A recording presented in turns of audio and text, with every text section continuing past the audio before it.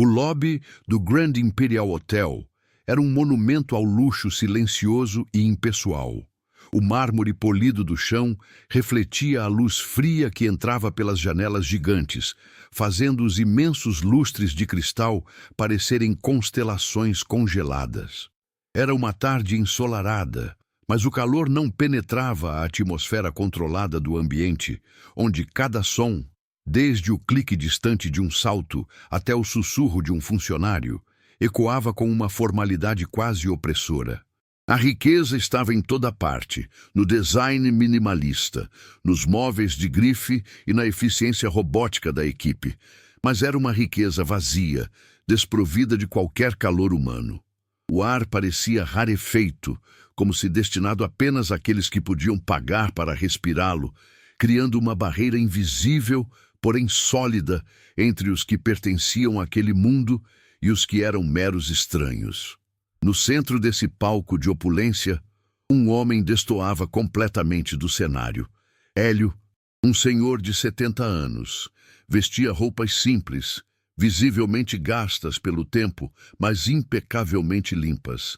Carregava uma pequena mala de mão surrada, e seus sapatos, embora engraxados, mostravam as marcas de uma longa caminhada. Ele se aproximou do balcão de check-in com uma serenidade que o luxo ao redor não conseguia abalar. Seus olhos, cansados, mas gentis, observavam tudo com uma curiosidade tranquila. Do outro lado do lobby, como um predador que identifica sua presa, surgiu Flávio. O gerente do hotel, com seu terno italiano caríssimo e relógio de luxo, movia-se com a confiança de quem era o dono daquele universo. Sua postura era rígida, seu rosto uma máscara de controle e superioridade. A recepcionista, uma jovem treinada para identificar quem pertencia e quem não pertencia àquele lugar, hesitou ao ver Hélio e imediatamente chamou o gerente. Flávio se aproximou, e seu olhar varreu o senhor de cima a baixo com um desprezo mal disfarçado. Ele não via um homem, via um problema, uma mancha na imagem perfeita que ele lutava tanto para manter. Sem qualquer delicadeza, em um tom de voz alto, o suficiente para que os poucos hóspedes e funcionários próximos pudessem ouvir, ele declarou com uma frieza cortante: "Senhor, com todo o respeito, este não é um lugar para pessoas como o senhor. Talvez devesse procurar um albergue na cidade." A humilhação foi pública, deliberada e cruel.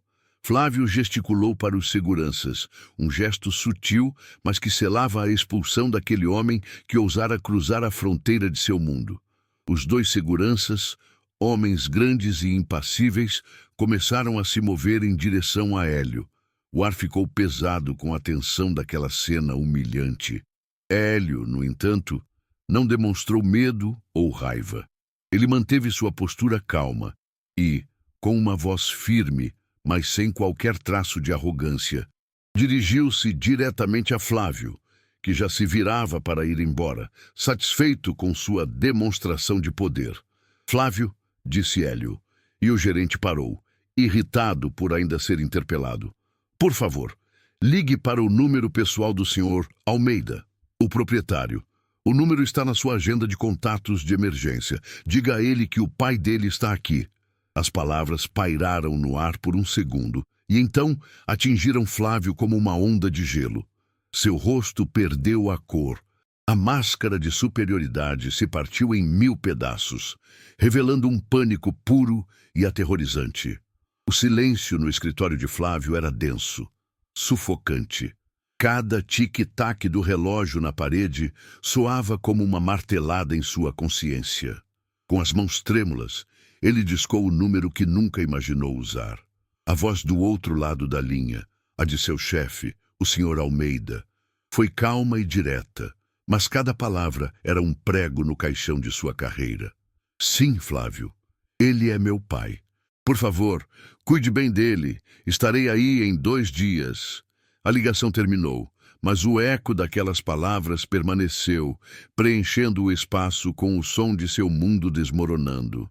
O suor frio escorria por sua testa, e o terno caríssimo, de repente, parecia uma fantasia ridícula, uma casca vazia que não podia mais protegê-lo do abismo que se abria sob seus pés. Ele não sentia apenas medo da demissão, sentia o terror de ser exposto, de ter sua farsa revelada. O caminho de volta para o lobby foi a caminhada mais longa de sua vida. Cada passo no mármore polido parecia ressoar sua vergonha. Os olhos dos funcionários, antes cheios de temor e respeito, agora o seguiam com uma mistura de curiosidade e pena. Ele não era mais o gerente imponente. Era um homem que havia cometido o maior erro de sua vida profissional. Ao se aproximar, viu Hélio sentado em uma das poltronas de design, observando o movimento com a mesma serenidade de antes, como se nada tivesse acontecido. Para Flávio, aquela calma era aterrorizante. Ele se preparou para o golpe final, para a humilhação de ser demitido na frente de todos, a justa retribuição por sua arrogância. Ele parou diante do Senhor, incapaz de erguer os olhos, esperando a sentença que certamente merecia, mas a demissão não veio. Hélio o encarou, e em seu olhar não havia raiva, apenas uma profunda e cortante decepção. "Você não será demitido, Flávio", disse ele, com a voz baixa e firme, forçando o gerente a finalmente encará-lo. "Mas por uma semana você não será o gerente, você vai trabalhar comigo. Vai carregar minhas malas, limpar meu quarto e me acompanhar em tudo o que eu fizer. Você vai aprender o que significa servir de verdade, não apenas comandar." A proposta era tão inesperada, tão surreal, que por um instante Flávio não conseguiu processar. Era uma punição 1000 vezes pior do que a demissão, pois não atacava seu emprego, mas seu orgulho, a frágil fundação sobre a qual ele havia construído toda a sua identidade. No dia seguinte, a transformação foi brutal e visível. Flávio trocou seu terno italiano por um uniforme simples de funcionário, um tecido sintético que parecia arranhar sua pele e sua alma. Ao se olhar no espelho, não viu o executivo de sucesso, mas um fantasma de seu próprio passado, a imagem do jovem pobre que ele lutou tanto para enterrar sob camadas de luxo e poder. A humilhação era um nó em sua garganta, um peso em seus ombros. Cada olhar de um colega era como uma facada. Ele se sentia nu, despojado de sua armadura, exposto em sua vulnerabilidade. É nesses momentos de queda livre que a gente se pergunta se merece uma segunda chance. Se histórias como essa te tocam de alguma forma, se inscreva no canal para que a gente possa continuar trazendo relatos que nos lembram da nossa própria humanidade. A primeira tarefa foi carregar a pequena e surrada mala de Hélio até a suíte presidencial. A ironia da situação era quase palpável. Suas mãos, acostumadas a assinar contratos e segurar taças de champanhe, agora agarravam a alça gasta daquele objeto que simbolizava tudo o que ele desprezava. O peso da mala era insignificante, mas o peso simbólico era esmagador. Enquanto subia pelo elevador de serviço, um caminho que ele raramente usava, sentia o cheiro dos produtos de limpeza e ouvia o zumbido das máquinas, os sons do mundo invisível que sustentava seu castelo de luxo. Pela primeira vez, ele estava do outro lado do espelho, e a imagem que via era distorcida e desconfortável, forçando-o a confrontar a fragilidade de seu próprio status. Hélio não o tratava com crueldade, pelo contrário. Sua conduta era de uma polidez quase cirúrgica, o que tornava a lição ainda mais amarga. Ele pedia as coisas com um "por favor" e agradecia com um "obrigado" sincero. Durante o dia, fazia perguntas a Flávio, não sobre relatórios ou margens de lucro, mas sobre as pessoas. Qual o nome da camareira deste andar? Ela tem família? E o rapaz que cuida do jardim? Ele parece cansado. Está tudo bem com ele? Eram perguntas que Flávio nunca soube responder, pois para ele, os funcionários eram apenas peças em uma engrenagem, funções, não seres humanos com histórias, dores e sonhos. Cada pergunta de Hélio era um pequeno espelho que refletia a profunda desconexão de Flávio com a realidade ao seu redor. A convivência forçada com Hélio começou a desenterrar memórias que Flávio havia trancado a 7 chaves.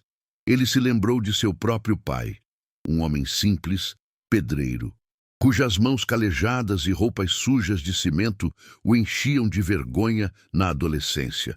Ele se lembrou do dia em que se recusou a abraçá-lo na frente de seus novos amigos da faculdade, um ato de crueldade que o assombrava em silêncio. Hélio, com sua dignidade serena e suas roupas gastas, era um eco daquele pai que ele havia rejeitado em sua busca desesperada por aceitação e status. A dor daquele arrependimento antigo se misturava à humilhação presente, criando um turbilhão de emoções que o deixava exausto e confuso, questionando cada escolha que o levara até ali. O conflito externo era igualmente desafiador. Os funcionários, que antes se encolhiam em sua presença, agora não sabiam como agir. Alguns desviavam o olhar, constrangidos. Outros cochichavam pelos cantos, com sorrisos mal disfarçados.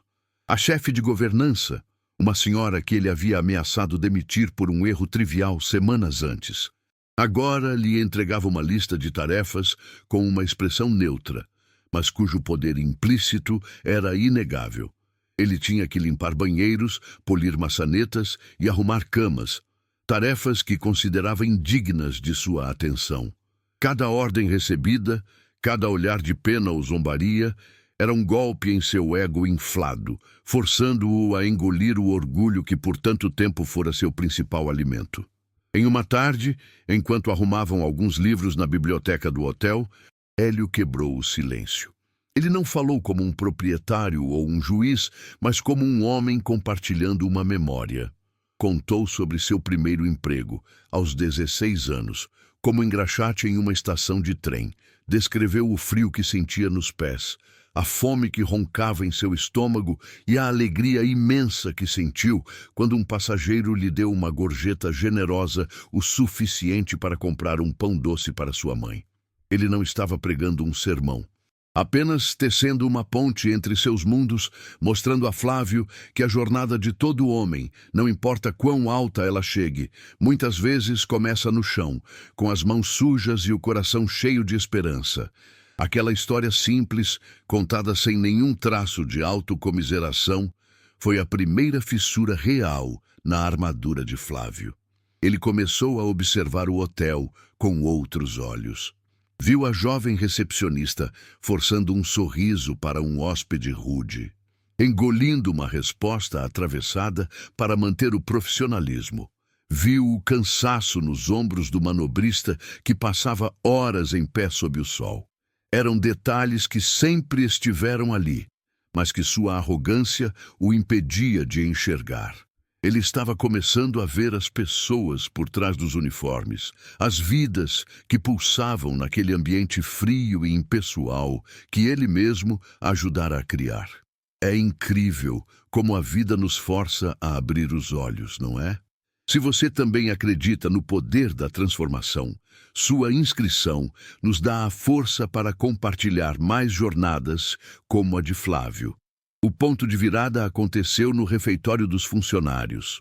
Hélio insistiu que eles almoçassem juntos, não no restaurante de luxo, mas ali no subsolo, onde o cheiro era de comida caseira e as conversas eram altas e genuínas.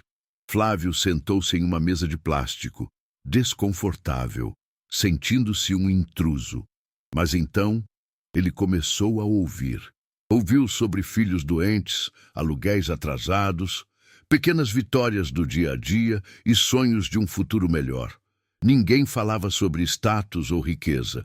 Falavam sobre vida, em sua forma mais crua e real. Pela primeira vez em anos, Flávio não se sentiu superior. Sentiu-se pequeno, um espectador de uma humanidade que ele havia se esquecido de que fazia parte. Ao final daquele almoço, enquanto caminhavam de volta para a suíte, Hélio finalmente revelou o propósito de sua lição. Meu filho, o dono de tudo isso, começou ele, com a voz embargada de uma emoção contida, quase se perdeu no caminho. Eu o fiz trabalhar um ano inteiro aqui, como faxineiro, antes de lhe entregar qualquer poder. Eu queria que ele entendesse que um império não é construído sobre mármore e cristal, mas sobre a dignidade de cada pessoa que o sustenta. Eu vi em você, Flávio, o mesmo perigo, a mesma fome de chegar ao topo, esquecendo-se de quem está na base. Naquele momento, Flávio não viu um senhor humilde, mas um pai preocupado e um mestre sábio. A vergonha deu lugar a um sentimento novo e avassalador, um profundo e doloroso respeito. O 6º dia daquela semana de provação amanheceu como os outros, mas algo no ar parecia diferente, carregado de uma expectativa silenciosa.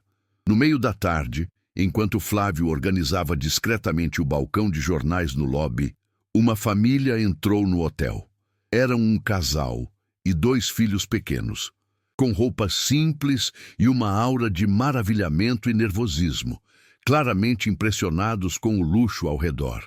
Eles se aproximaram do balcão e a jovem recepcionista, a mesma que havia chamado Flávio dias antes, olhou para eles com a mesma hesitação, o mesmo cálculo rápido de status que ela havia aprendido com seu gerente. Seu sorriso profissional vacilou, e ela se preparava para dar uma resposta ensaiada sobre a lotação do hotel. Para Flávio, assistir àquela cena foi como levar um soco no estômago. Ele viu a si mesmo, seu próprio preconceito, refletido como um fantasma no rosto daquela jovem. Antes que Hélio, que observava tudo de uma poltrona distante, pudesse fazer qualquer gesto, Flávio se moveu.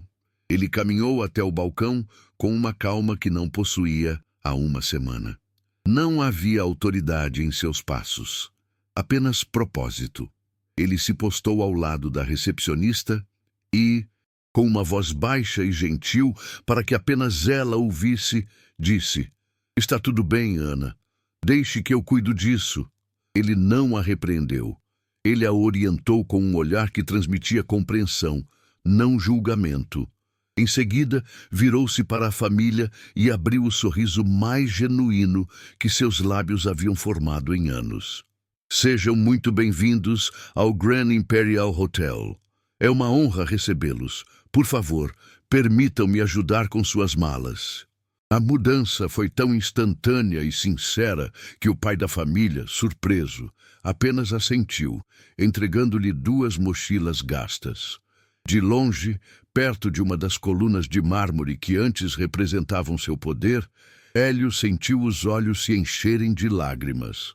Ele viu o homem que vestia um uniforme de funcionário, o gerente que havia sido destronado, carregar aquelas mochilas simples através do lobby suntuoso, com uma dignidade que ele nunca havia demonstrado em seu terno italiano.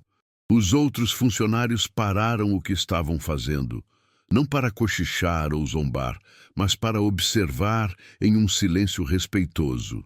Naquele momento, Flávio não estava cumprindo uma punição. Ele estava liderando pelo exemplo, desfazendo com um único ato de bondade a cultura de arrogância que ele mesmo havia construído. Hélio soube, com uma certeza que aqueceu seu coração, que a lição havia sido não apenas aprendida, mas verdadeiramente compreendida em um nível que transcendia o medo ou a obrigação. Mais tarde, no silêncio da suíte presidencial, enquanto o sol poente pintava o céu de laranja, Flávio finalmente quebrou a barreira que ainda restava entre eles. Sua voz estava embargada, mas firme, desprovida de qualquer artifício.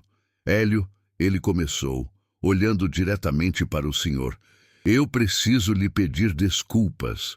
E não é por ter errado com o senhor, por ter sido pego em minha estupidez. Peço desculpas pela pessoa que eu me tornei, a pessoa que se esquecia de onde veio, que sentia vergonha do próprio pai e que acreditava que o valor de alguém estava na etiqueta de sua roupa. Hoje, quando vi aquela família, eu vi a minha própria e senti uma vergonha tão profunda que doeu na alma. Eu peço perdão por ter me perdido de mim mesmo." A confissão era crua, dolorosa e, acima de tudo, honesta. Hélio colocou uma mão em seu ombro, um gesto de conforto e absolvição. Seu olhar era de um pai orgulhoso. Não há o que perdoar, meu filho, pois você já se encontrou. A jornada de volta é a mais difícil que um homem pode fazer. Ele fez uma pausa, olhando pela janela para a cidade que se iluminava. Eu comecei minha vida neste mesmo hotel, Flávio, 50 anos atrás. Eu carregava malas, exatamente como você fez hoje. Malas de homens que me olhavam como se eu fosse invisível. Eu prometi a mim mesmo que, se um dia eu tivesse a chance, construiria um lugar onde ninguém jamais se sentiria assim. Naquele instante, a superação de Flávio se completou. Não se tratava de recuperar seu cargo ou seu status.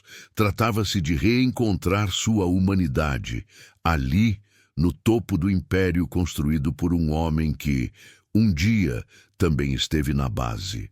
Na manhã seguinte, a suíte presidencial estava vazia. Hélio partira antes do amanhecer, deixando apenas um bilhete simples sobre a mesa de centro. Não continha ordens ou conselhos, apenas uma frase. O verdadeiro valor de um império se mede pela dignidade de seu menor tijolo. Cuide bem dos meus tijolos. Para Flávio, aquelas palavras foram a sua verdadeira recondução ao cargo. Ele vestiu seu terno italiano, mas a peça não parecia mais uma armadura de superioridade, e sim o uniforme de um guardião. Ao descer para o lobby, os funcionários não o olharam com medo ou zombaria, mas com uma nova forma de respeito. Um respeito conquistado não pelo poder, mas pela vulnerabilidade que ele ousara mostrar. Ele não era mais o gerente que comandava de cima, mas o líder que entendia a fundação sobre a qual tudo estava construído, pronto para começar a reconstrução de dentro para fora. A primeira medida de Flávio foi reunir toda a equipe, desde os manobristas até os chefes executivos.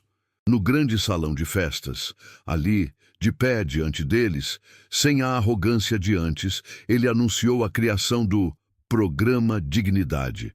Não era apenas um novo manual de treinamento, mas uma mudança de filosofia.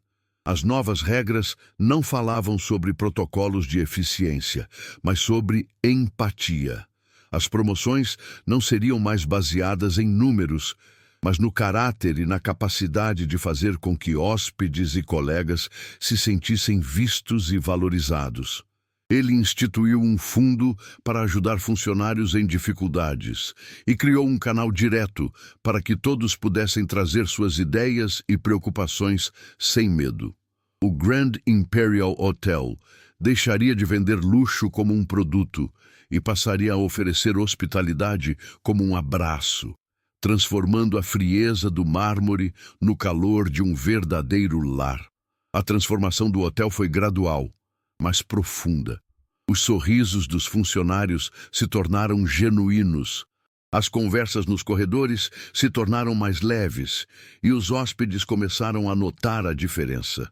O luxo ainda estava lá, nos lençóis de fios egípcios e nos pratos elaborados, mas agora havia uma alma pulsando por trás de tudo. Flávio, por sua vez, encontrou uma paz que o dinheiro nunca pôde comprar. Ele ligou para seu pai, o pedreiro aposentado com quem não falava direito há anos, e pela primeira vez em sua vida adulta, pediu desculpas não por suas ações, mas por sua vergonha. A reconciliação foi tímida, mas real, curando uma ferida que ele nem sabia que sangrava tanto. Ele aprendeu que a verdadeira força não estava em esconder suas origens, mas em honrá-las.